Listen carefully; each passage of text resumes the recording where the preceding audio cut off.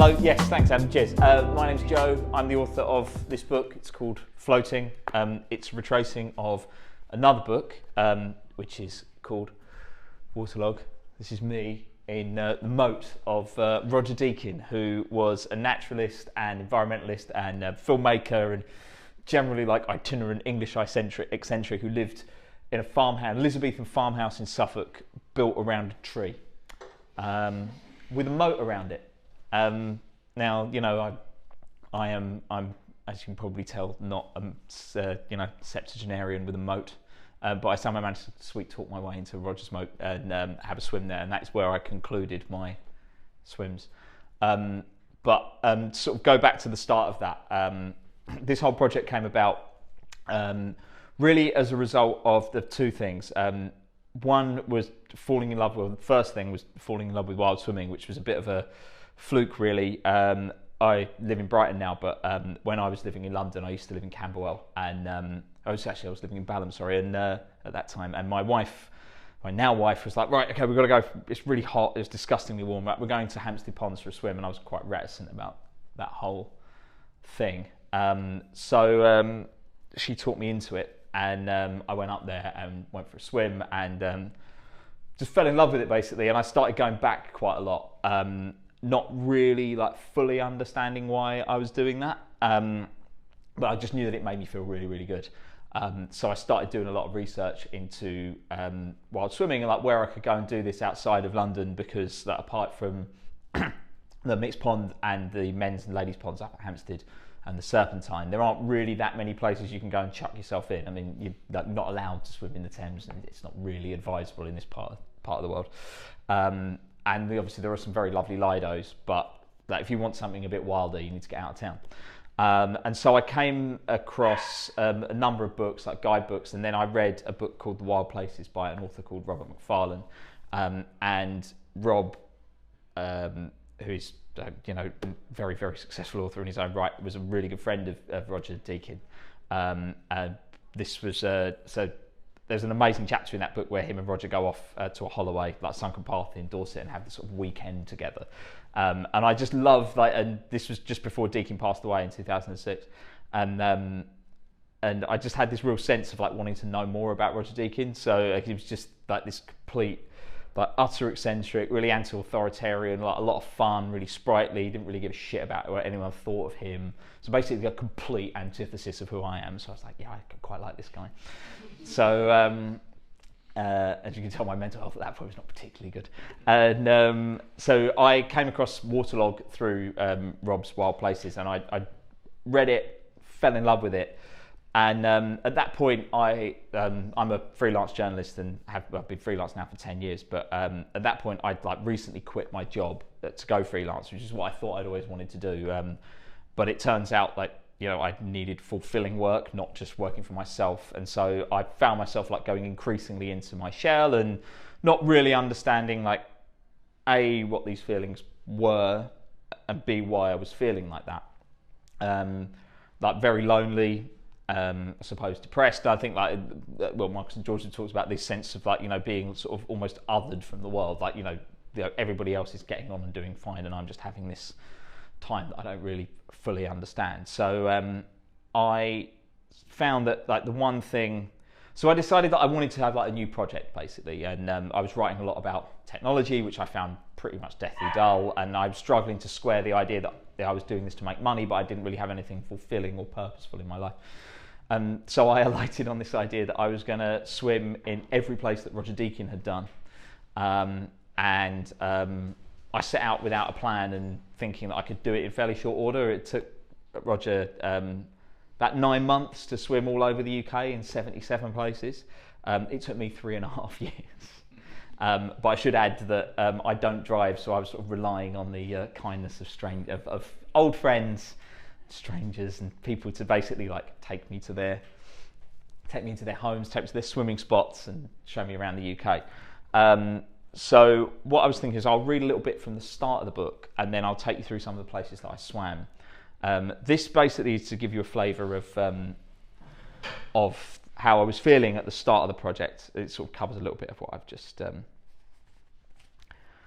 just what I've just talked about. A tadpole dashed over my feet as I lowered them gingerly into the water. The first step of the metal ladder was cold, the green murk of Hampstead Mixed Pond below. I stood stock still and held onto the railings, staring out to the far-off boundary rope and the causeway beyond. Shaggy dogs shook themselves dry, while coots and moorhens scuffled in the undergrowth. Far below, I imagined a pike hiding in the depths, waiting for its moment to strike. I looked down. There was now a swarm of tadpoles crowding around my toes. I stifled a nervous giggle and dropped my feet lower, one step at a time, before they were groping for metal and I could go no further. With that, I pushed off and felt the cold wrap itself around my chest, my arms, my legs. I fell in love with wild swimming over one glorious summer in 2010. I swapped the strictures of the indoor pool for open water on a sticky London weekend, the kind where the city forgets how to behave itself and people wander around as if every street corner is a beach. At her suggestion, Keely and I took an overheated tube north to Belsize Park and spilled out onto Hampstead Heath with the rest of the hordes who had come to cool off in its pond's deep waters. We had always wanted to come here, and with the weather as it was, it seemed like the ideal way to spend the day. This was my first time swimming outside in anything other than the sea, and as I swam from the steps towards the nearest tethered life ring, I felt buoyed up by the green water, any concerns about what swam beneath lost in a summer reverie. Teenagers screamed and shouted from the grass verge where they lay stretched out on towels, sunbathing and preening as if their lives depended on it. I felt the cold keenly, but kicked on to the far rope, 80 metres away from the safety of the concrete jetty, grasping hold and letting my legs sink and take a rest. I was gripped by an endorphin rush as I closed my eyes, yellows and reds throbbing as the sun rays hit my eyelids. As I swam back, my strong stroke fast became something akin to a doggy paddle. I realised that this was something I wanted to do again and again. Swimming in the local pool helped me get fit, but outdoor swimming could offer something more, a mental and emotional buzz to match the sweet ache of limbs. In the weeks that followed, as summer stretched into autumn, I returned to Hampstead regularly. I came on wet days as well as dry, nosing through the flotsam and shrugging off the brush of dead leaves and errant weeds while the rain popped off the surface. I would swim a serviceable if basic breaststroke, my head out and neck smack back so I could see what was happening around me. This was partly through fear of what lay beneath in the deep green murk of the pond, and partly out of necessity, as my front crawl really wasn't up to much.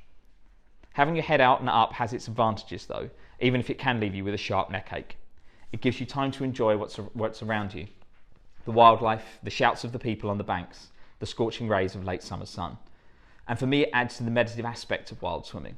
It strips everything back to its essence and allows me to just be in the water at that moment, like a duck pottering along the surface. Everything melts away and becomes irrelevant. I swam further and for longer every time, relishing the fact I could lose myself in the moment, my body forced to simply focus on staying alive, my mind going quiet. More than that, the simplicity of it all eased the anxiety which was causing me to wake at night, following the contrails of my mind as I turned over worries about my work, money and life. The water soothed this worry like nothing else. When I first allowed Hampstead waters to envelop me, I was the lowest I had been in my life. It was not long after that sleepless early dawn, and things felt difficult and at times hopeless. I felt ashamed that I felt like this and kept things bottled up. I didn't tell my wife, I didn't tell my family, I didn't tell my friends. And so initially, the project sort of started as this, I'm going to go swimming everywhere and I'm going to cure myself and I'm not going to tell anyone that I've got anxiety and I'm going to be fine. And lo and behold, that doesn't actually work. So the idea was that, I wrote this big spreadsheet out and I had all these swims, and it sort of became this sort of more of an obsessive project. So a swim that was done would be coloured green, and a swim that couldn't be done because it was no longer accessible was red, and the swims that were left were still white, and there was ticking off, and there were maps, and it all got sort of quite obsessive. But within that, it was all about nature and trying to find my way to a cure through that. And there is something in that. There's no denying it. So here are a few of the places that I swam that had that sort of special feeling for me. This is Hampstead Mixed Pond. If any of you know it, it's a magical spot, and this is where it was all sort of first started for me. And what I loved about that was that you got this real sense of being away from London, but you're only 10-minute walk from the nearest, or 15-minute walk from the nearest tube station. And the great thing about the Mixed Pond is you get no phone reception because Parliament Hill sort of over here. So you can't be got by anybody. So it's a good place to escape on a summer's afternoon. And I also found this is Trearnan Bay in Cornwall. So as the journey sort of went on, I made quite a lot of friends or reignited a lot of friendships, sort of old friends from Norwich and Norfolk, where I went to university, and my good friend Molly, who basically was my chauffeur around the southwest for the best part of a week, took me to this amazing tidal pool in Trearnan Bay. It's about 40 feet long, that, and you can swim like amazing lengths along it. Very handy that this man stood and posed for me before he dived in and almost probably cracked his head. And it's, yeah, I mean, you sort of have to scramble down the rocks, and it's like a very magical and very real, visceral place. You get to, you know, you can see all the sort of starfish and the fish underneath you. This is Bolton Abbey up in the Yorkshire Dales, and this was towards the end of the project where, you know, I'd sort of made peace with this idea that, you know, swimming wasn't going to be the only cure for me. And so this came like after the middle of the project, when I got knocked off my bike cycling through central London by a rather angry professional footballer in his Range Rover, and he broke my wrist, and which like sent me off into like quite a big spiral of depression. But it was the final like thing that made me realise that swimming wasn't going to fix it, and I sought out the help of a therapist and started having regular therapy sessions. And my therapist sort of helped me realise that like obsessing about swimming wasn't going to be the fix for it, rather that going swimming and enjoying it for whatever it was. Obviously Charlie's having a lovely time. Was sort of the, you know, it was sort of part of a bigger picture, and it was a part about, you know, enjoying the scene and enjoying the nature that I was in, or, you know, standing in front of an abbey that had been smashed to smithereens in the 1540s while you have a lovely swim. This is a very pixelated picture of Roger Deakins Moat, where I finished my swims, and this is where I swim now every day through the winter, in front of my house on Brighton Beach. Yeah, and then perhaps, and this is the Isles of Scilly, which was like the furthest southwest that we went on the journey, and so this was like after I'd broken my wrist, so it all felt as if, you know, the project wasn't about the pressure, it was about going and experiencing places in this country that are absolutely stunning, and just spending loads and loads of time outside, which was just so very good for my mental health at that point, and still is to that, for that matter. And this is something I want to read about a little bit, because this is called Fladbury Watermill. It's on the River Avon, and Roger Deakin came here to swim for his book, and I sort of managed to sort of wheedle my way in through finding out who owned it, and it turns out it was owned by the same people 20 years on, best part 20 years on. And I want to read a little bit about the swim that I had there, because this was perhaps like the most one of the most exciting ones, about overcoming fears, and sort of really being in that moment, and this sense of like the camaraderie that you get from wild swimming, and being really, really, like the social side of it being really, really good for your mental health as well.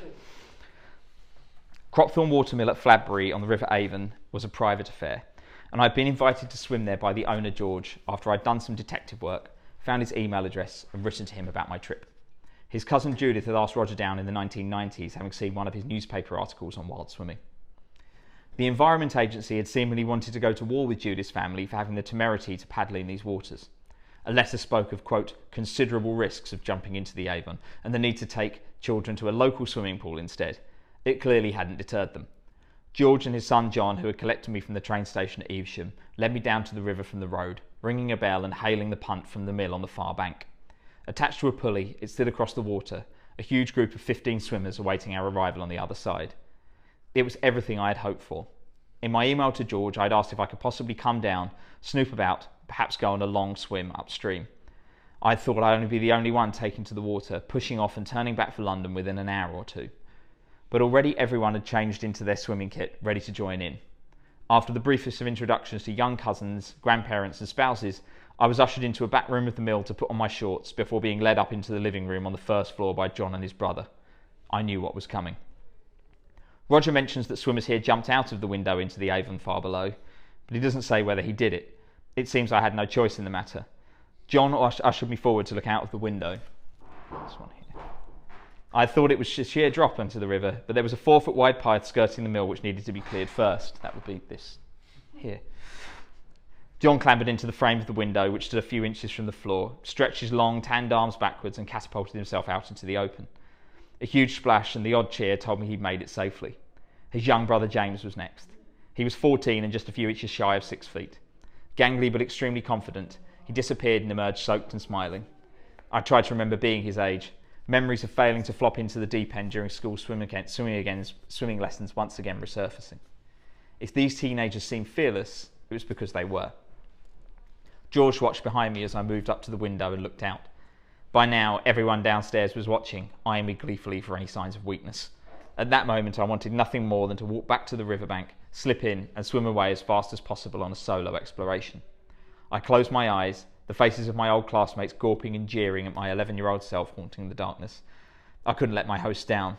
I hung back in the frame, kept my eyes shut tight, began counting to 3, and jumped on 2.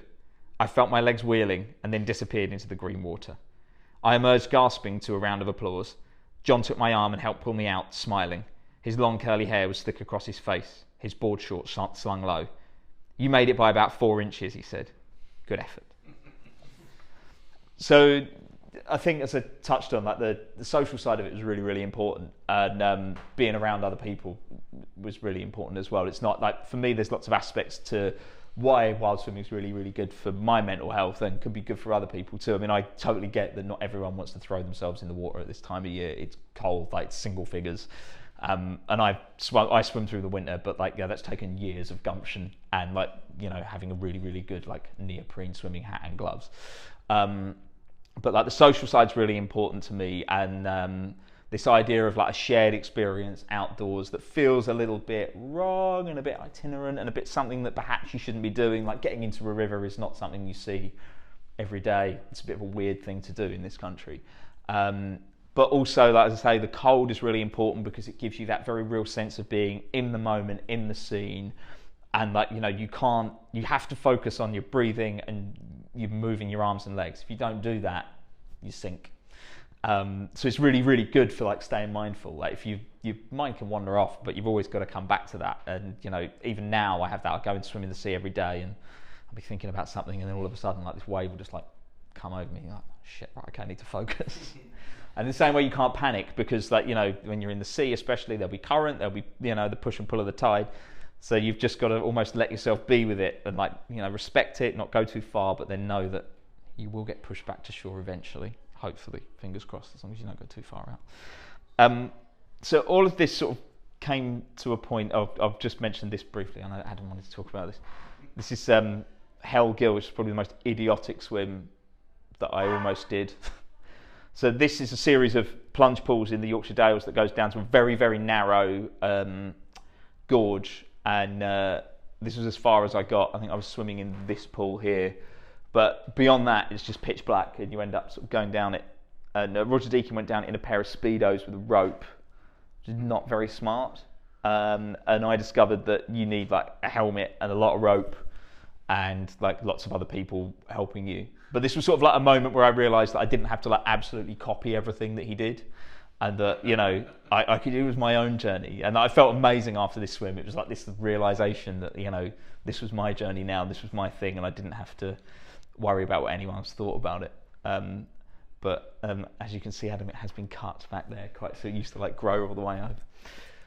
So after, like, when the book came out a couple of years ago, so it came out in April 2017, I did a slot on Lauren Laverne's Six Music show where I played some of my favourite swimming songs, and as you do.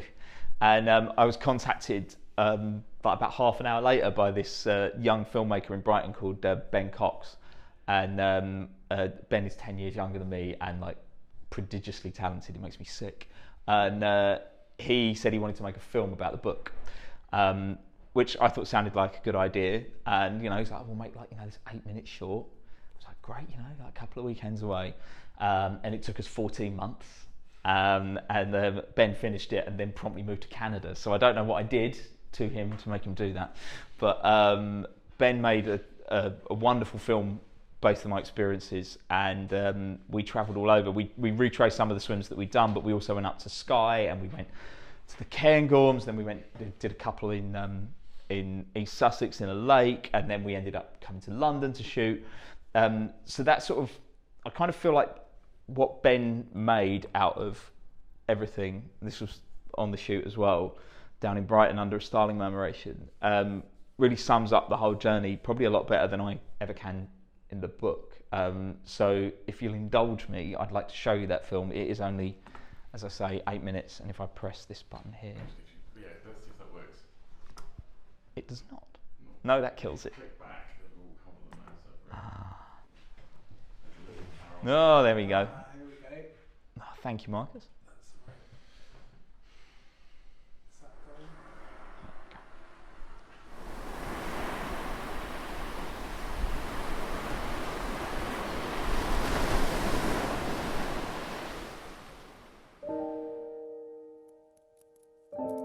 I think I wanted to be fated as a writer. But more often than not, I found myself completely paralysed. There was just this sense that the world was going on out there, and that everybody out there was achieving and doing things and creating something brilliant and doing something brilliant. And I was stuck here at my desk on my own, just incapable of getting anything done. I just ended up getting more and more worried about the fact that I was failing, and that all of those things were not available to me.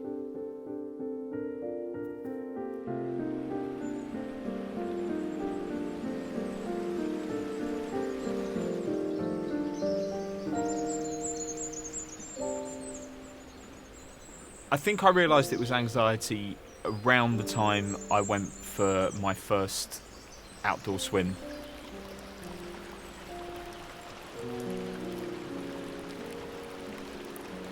There's a sensation as you get in the water that I find impossible to capture anywhere else in my life. There's the initial sting of the cold on your feet, and then that travels up your body, and you feel it going through, and you have to slow your breathing down. But when you push through that, brilliant things start to happen. The thing that I feel the most when I get in the water is just this very primal sense of having to stay alive. Anything other than that floats away. And then I'm able to take in what's around me and to slow down and just become at one with the rest of the world.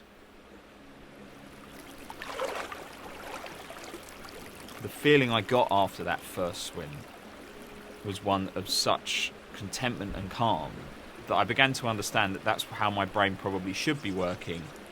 And so I began going back to the water in a way of finding a cure for the anxiety that I'd probably had for most of my adult life. And that's how I came to Waterlog by Roger Deakin.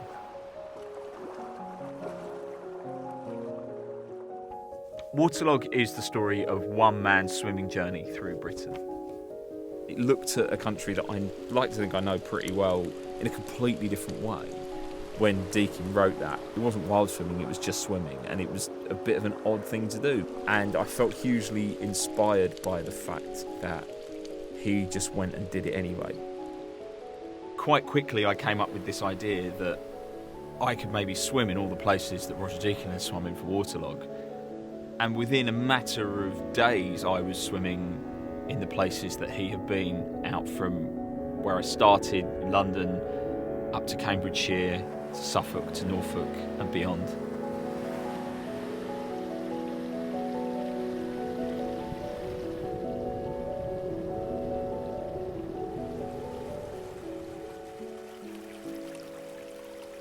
I think I was in denial about the scale of the problem. I thought that by going swimming and following in Roger Deakin's trail, that I could fix myself and no one would ever need to know about it. As the project began to grow, I realised the sheer scale of it. I saw that there was this list of 75 places that I'd written down that he'd been to, and then I started to get anxious about that as well. And therefore, the one thing that I'd found that could stop my anxiety had become the cause of it.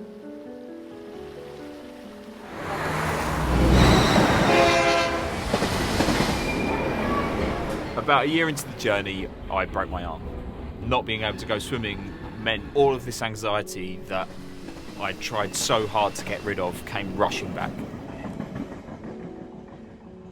I realised that I was going to have to seek professional help and went to see a therapist.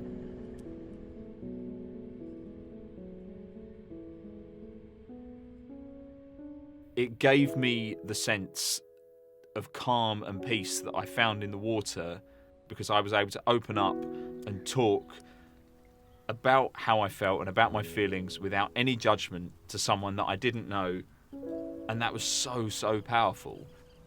And so when it came to the end of those sessions, the swimming wasn't the only fix for my anxiety.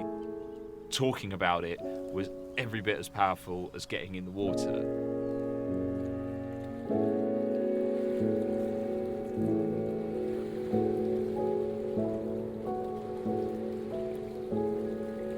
Relieving the pressure of going out there and trying to do all of these swims in short order allowed me to appreciate so much more about what this journey was about, and it allowed me to appreciate the beautiful rivers and seas and lakes, which perhaps I'd lost sight of in the first year of the swims as I tried to tick them all off.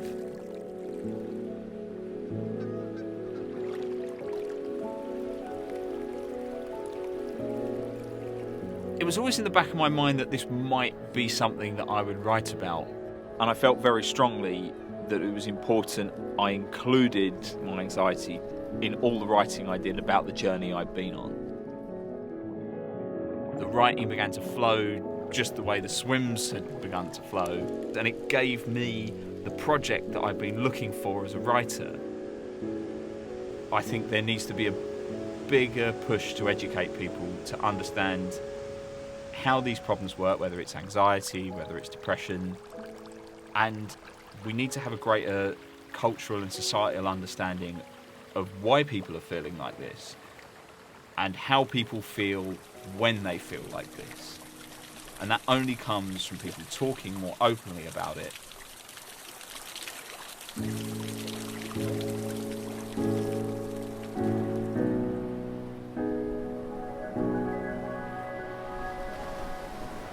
I look back at the journey with an intense amount of pride and disbelief that I was ever able to get to all of these distant places around the UK.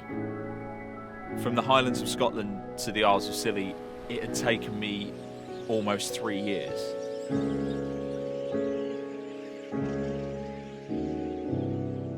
It made me realise that I'm not a failure at life, and that beating yourself up over perceived anxieties and worries is hard not to do, but it doesn't help and is kind of pointless.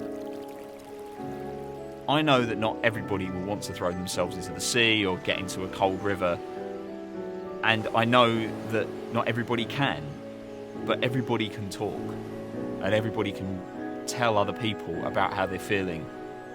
And that, to me, is the most important lesson that I've learned from this entire journey, that being open and being honest are the first steps to making yourself feel better.